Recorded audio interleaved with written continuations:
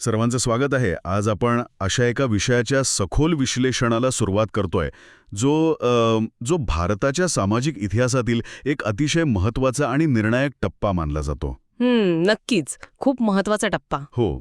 आणि आजच्या या सखोल विश्लेषणासाठी आपण जे मुख्य स्रोत वापरतोय ते म्हणजे डॉक्टर बाबासाहेब आंबेडकर यांचं साहित्य आणि भाषणे, विशेषतः खंड 17 भाग 1, ज्याचं मूळ शीर्षक आहे स्ट्रगल फॉर ह्युमन राईट्स. अगदी बरोबर. तर आजचं आपलं मिशन काय आहे? महाडचा चवदार तळ्याचा सत्याग्रह. ही घटना आपण अनेकदा फक्त पाण्यासाठी केलेला संघर्ष म्हणून ऐकतो किंवा वाचत आलोय. हो, तसाच एक सामान्य समज आहे. पण या स्रोतांचा अभ्यास केल्यावर एक गोष्ट प्रकर्षाने जाणवते की हा लढा हा फक्त पाण्याचा लढा नव्हता. अजिबात नाही. तो माणसाला माणूस म्हणून जगण्याचा हक्क मिळवून देणारा, मानवी प्रतिष्ठेचा आणि सामाजिक न्यायाचा असा एक अतिशय व्यापक लढा होता. अगदी. आणि याच माहितीच्या महासागरातून आपण आज अशी काही तथ्य उलगडणार आहोत ज्यामुळे या संपूर्ण आंदोलनाकडे बघण्याचा एक नवा दृष्टिकोन मिळेल. बरोबर.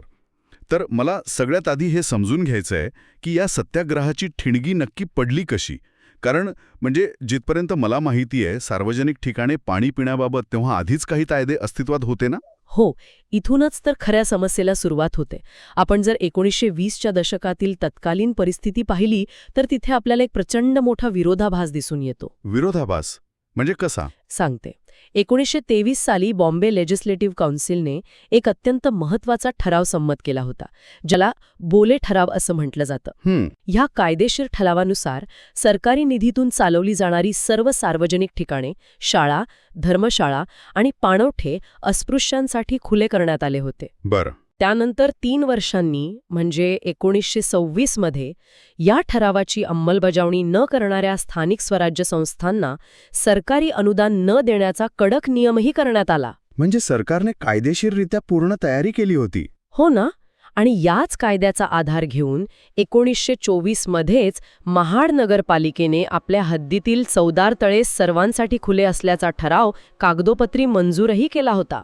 एक सेकंड, मला हे नीट समजून घेऊ द्या.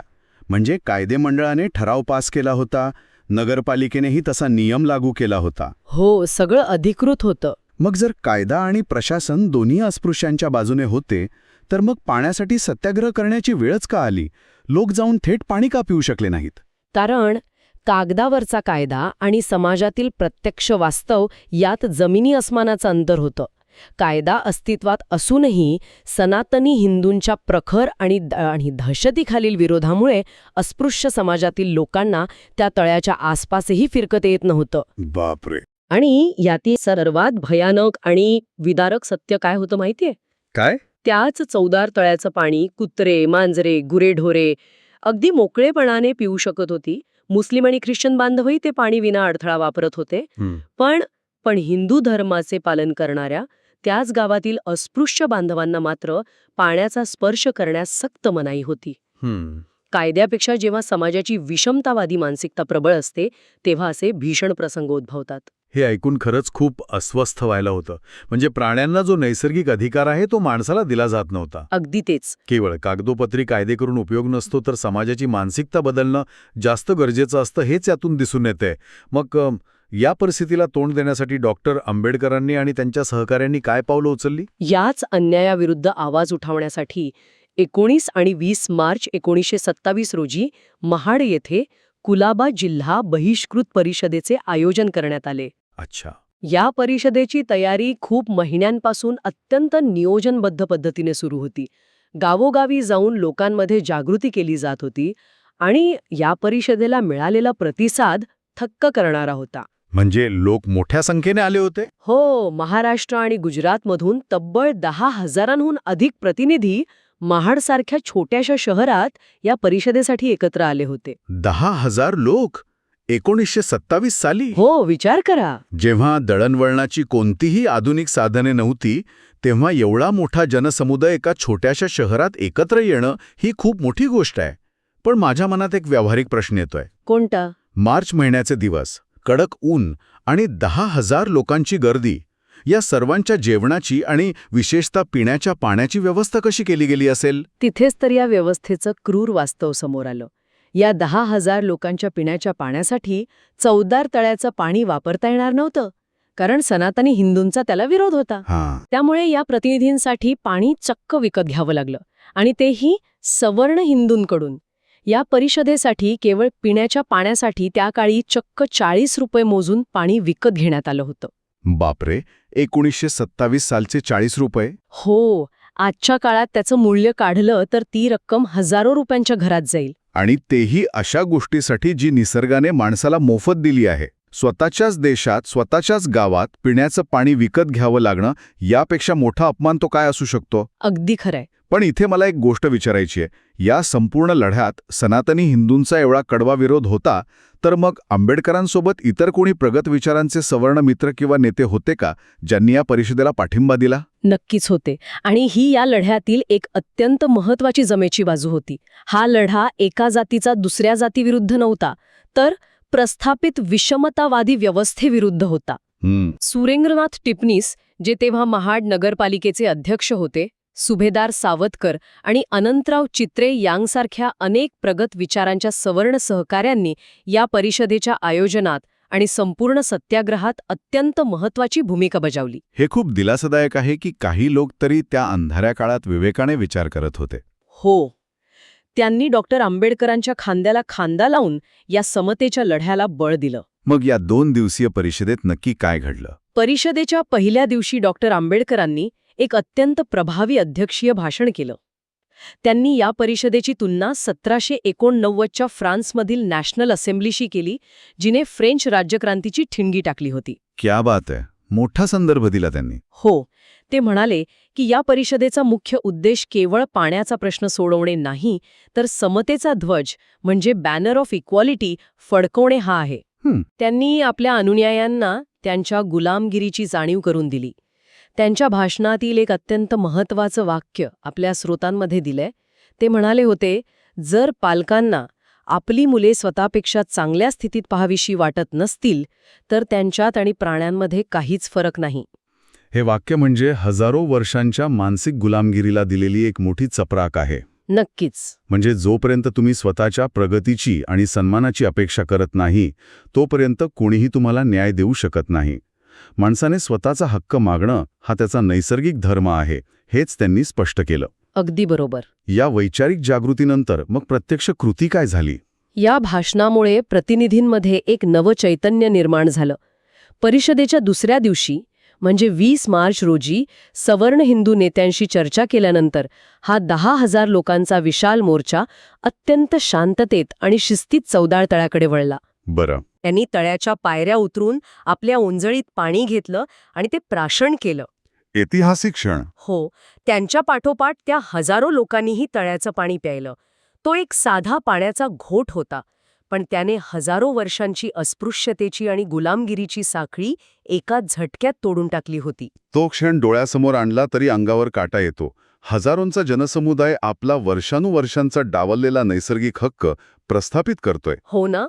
पण इतिहासाची पाने सांगतात की हा प्रसंग इथंच शांततेत संपला नाही. त्यानंतर महाडमध्ये जे काही घडलं ते अत्यंत दुर्दैवी होतं. दुर्दैवी आणि तितकंच भयंकर सुद्धा. तळ्याचं पाणी प्राशन करून हा जनसमुदाय अगदी शांततेत आपल्या परिषदेच्या मंडपाकडे परतला होता. पण गावात काही समाजकंटकांनी एक अत्यंत खोटी आणि निराधार अफवा पसरवली. कसली अफवा? अफवा अशी होती की चौदार तळ्याचं पाणी बाटवल्यानंतर आता हे सर्व अस्पृश्यमोक महाडच्या वीरेश्वर मंदिरात बळजबरीने प्रवेश करणार आहेत. केवळ एका खोट्या अफवेमुळे. पण मंदिरात जाण्याचा तर त्यांचा कोणताही उद्देश किंवा तसा कोणताही ठराव परिषदेत झाला नव्हता, बरोबर? अजिबात नाही. डॉक्टर आंबेडकरांचा मार्ग हा कायम घटनात्मक होता. पण या खोट्या अफवेमुळे सनातनी हिंदू अत्यंत संतप्त झाले. त्यांना वाटलं की आपला धर्म धोक्यात आला आहे.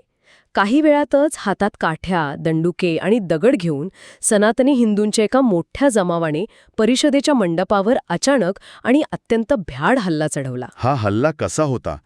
कारण एवढ्या मोठ्या जनसमुदायावर अचानक हल्ला झाला तर नक्कीच मोठी जीवितहानी होण्याची शक्यता होती. हा हल्ला अत्यंत क्रूर आणि अमानवीय होता.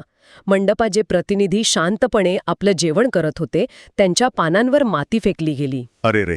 तयार केलेलं जेवण अक्षरशः रस्त्यावर आणि मातीत फेकून देण्यात आलं. लोकांची भांडी फोडण्यात आली. एवढंच नाही तर परिषदेनंतर जे लोक एकटे दुकटे गावाकडे परतत होते, शहरात सापडलेल्या त्या निष्पाप लोकांवर, अगदी स्त्रियांवर आणि मुलांवरही काठ्याने जीवघेणे हल्ले करण्यात आले. हे अत्यंत भयंकर आहे. हो, यात अनेक जण गंभीर जखमी झाले. काही जखमींना जीव वाचवण्यासाठी तिथल्या स्थानिक मुस्लिम बांधवांच्या घरात आश्रय घ्यावा लागला. हे ऐकताना संताप येतो. शांततेत हक्क मागणाऱ्यांवर असा हिंसक हल्ला. पण मला इथे एक गणित समजत नाहीये. कोणतं गणित? आंबेडकरांच्या सभेला 10,000 लोक आले होते आणि हल्ला करणारे सनातनी हिंदू नक्कीच त्यांच्यापेक्षा संख्येने कमी असतील. जर या 10,000 लोकांनी ठरवलं असतं तर ते हल्लेखोरांना सहज परतवून लावू शकले असते नाही का? अगदी बरोबर. आणि इथंच तर खरी गोम आहे. आपण जर या घटनेच्या मोठ्या चित्राकडे बघितलं तर एक खूप आश्चर्यकारक तथ्य समोर येतं. काय? त्या 10,000 लोकांच्या जमावामध्ये पहिल्या महायुद्धात लढलेले महार रेजिमेंटचे अनेक अनुभवी आणि शूर सैनिक होते. त्यांच्या अंगात युद्धभूमीवर प्रत्यक्ष लढण्याचं कौशल्य होतं. अरेच्छा, म्हणजे ते साधे भोळे लोक नव्हते, ते प्रशिक्षित सैनिक होते. होय. त्यांच्या नेत्यावर, त्यांच्या बायका मुलांवर आणि बांधवांवर असा भ्याड हल्ला होत असताना त्यांच्या केवळ एका इशाऱ्याने महाडमध्ये रक्ताच्या नद्या वाहिल्या असत्या. ते त्या सनातनी जमावाला काही मिनिटातच भारी पडले असते. म्हणजे त्यांच्याकडे ताकद होती, क्षमता होती आणि लढण्याचं कारणही होतं. मग त्यांनी प्रत्युत्तर का दिले नाही? कारण त्यांना लाभलेलं नेतृत्व. तिथेच डॉक्टर आंबेडकरांचं मोठेपण आणि दूरदृष्टी दिसून येते. तरुण रक्ताचे अनेक कार्यकर्ते सूडाच्या भावनेने पेटून उठले होते. त्यांना प्रत्युत्तर द्यायचं होतं. पण डॉक्टर आंबेडकरांनी अत्यंत संयम दाखवत आपल्या अनुयायांना शांत राहण्याचे आणि कोणत्याही परिस्थितीत कायद्याचं उल्लंघन न करण्याचे कडक आदेश दिले. हा संयम ठेवणं खूप कठीण आहे. हो ना? त्यांनी पोलीस अधिकाऱ्यांना स्पष्ट सांगितलं, तुम्ही इतरांवर नियंत्रण ठेवा, मी माझ्या लोकांवर नियंत्रण ठेवतो. त्यांनी आपल्या अनुयायांना समजावून सांगितलं की आपला लढा हा प्रस्थापित सत्तेविरुद्ध नाही, तर तो एका मानसिकतेविरुद्ध आहे. जर आपण हिंसा केली तर आपण आणि त्यांच्यात काहीच फरक उरणार नाही. हे खऱ्या अर्थाने एका महान नेत्याचं लक्षण आहे. भावनांच्या आहारी न जाता दूरचा विचार करून आपल्या लोकांवर नियंत्रण ठेवणं सोपं नसतं. या सामंजस्यामुळे मोठी जीवितहानी नक्कीच टळली. हो, नक्कीच. पण या हल्ल्यानंतर पुढे काय झालं? पोलिसांनी हल्लेखोरांवर कारवाई केली का? पोलिसांनी काही सनातनी गुंडांना अटक केली आणि न्यायालयात त्यांना शिक्षाही सुनावली गेली. पण या कायदेशीर प्रक्रियेपेक्षा या घटनेनंतर सनातनी हिंदूंनी जे कृत्य केलं ते समाजाच्या विकृत मानसिकतेचं खरं दर्शन घडवतं. म्हणजे त्यांनी अजून काही केलं? हो, त्यांनी जाहीर केलं की अस्पृश्यांचा स्पर्श झाल्यामुळे चवदार तळ्याचं पाणी आता बाटलं आहे आणि ते अशुद्ध झालंय. त्यामुळे त्यांनी त्या तळ्याचं शुद्धीकरण करण्याचं ठरवलं. शुद्धीकरण? एका मोठ्या तळ्याचं शुद्धीकरण त्यांनी नक्की कसं केलं? त्यांनी जे केलं ते कोणत्याही तर्कशास्त्राच्या पलीकडचं होतं. त्यांनी गाईचं शेण, गोमूत्र, दूध, दही आणि पाणी भरलेली तब्बल 108 मडकी आणली. बापरे. आणि ब्राह्मणांच्या मंत्रोच्चारात ती मडकी त्या तळ्यात ओतून तळ्याचं विधिवत शुद्धीकरण केलं. त्यानंतर त्यांनी जाहीर केलं की आता हे तळे सवर्ण हिंदूंसाठी पुन्हा शुद्ध आणि पिण्यायोग्य झालं आहे. थांबा, हे अत्यंत हास्यास्पद आणि तितकंच भयंकर आहे. हो ना. म्हणजे ज्या तळ्यात जनावरे पाणी पितात, गाई म्हशी डुमुतात, ते तळे शुद्ध राहतं. पण एका माणसाचा, एका बांधवाचा केवळ स्पर्श झाला म्हणून ते अशुद्ध होतं आणि पुन्हा प्राण्यांचं शेण गोमूत्र टाकल्याने ते शुद्ध होतं. ही कोणती बुद्धी होती? हीच ती हजारो वर्षे रुजलेली जातीयवादी मानसिकता होती. आणि याच अपमानामुळे, या अमानवी आणि तर्कहीन मानसिकतेमुळे डॉक्टर आंबेडकर आणि त्यांच्या अनुयायांच्या हृदयात संतापाची लाट उसळली. साहजिक आहे. हा केवळ पाण्याचा प्रश्न उरला नव्हता, तर हा संपूर्ण समाजावर लादलेल्या कलंकाचा प्रश्न होता. त्यामुळे या शुद्धीकरणाच्या नाटकानंतर आंबेडकरांनी जाहीर केलं की ते आता शांत बसणार नाहीत. मग त्यांनी काय ठरवलं? त्यांनी त्याच वर्षी म्हणजे डिसेंबर 1927 मध्ये पुन्हा महाडमध्ये येऊन दुसऱ्यांदा सत्याग्रह करण्याची अधिकृत घोषणा केली. 25 आणि 26 डिसेंबर 1927 या तारखा निश्चित झाल्या. संपूर्ण महाराष्ट्रातून लोक पुन्हा महाडकडे वळू लागले. म्हणजे दुसऱ्यांदा एक मोठा संघर्ष उभा राहणार होता. पण मला वाटतं यावेळी सनातनी हिंदूंनीही वेगळी तयारी केली असेल, होय ना? होय, यावेळी सनातनी हिंदूंनी रस्त्यावरची लढाई लढण्याऐवजी कायदेशीर खेळी खेळली. कायदेशीर खेळी? हो, त्यांनी थेट न्यायालयात धाव घेतली. 12 डिसेंबर 1927 रोजी त्यांनी महाडच्या दिवाणी न्यायालयात दावा ठोकला की चौदार तळे ही त्यांची खाजगी मालमत्ता आहे आणि त्यावर अस्पृश्यांना कोणताही कायदेशीर अधिकार नाही.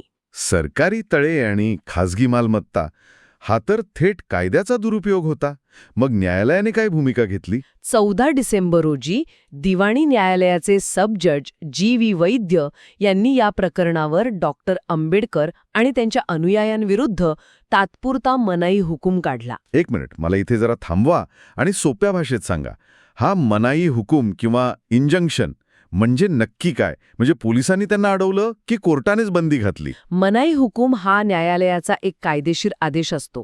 याचा अर्थ असा की जोपर्यंत कोर्ट या दाव्याचा अंतिम निकाल लावत नाही तोपर्यंत सध्याची परिस्थिती तशीच ठेवणे म्हणजे स्टेटस को बंधनकारक असतं. अच्छा, म्हणजे आहे तसंच ठेवायचं. बरोबर. म्हणजे न्यायालयाने कायदेशीररित्या डॉक्टर आंबेडकर आणि त्यांच्या अनुयायांना त्या तळ्यावर जाण्यास तात्पुरती बंदी घातली होती.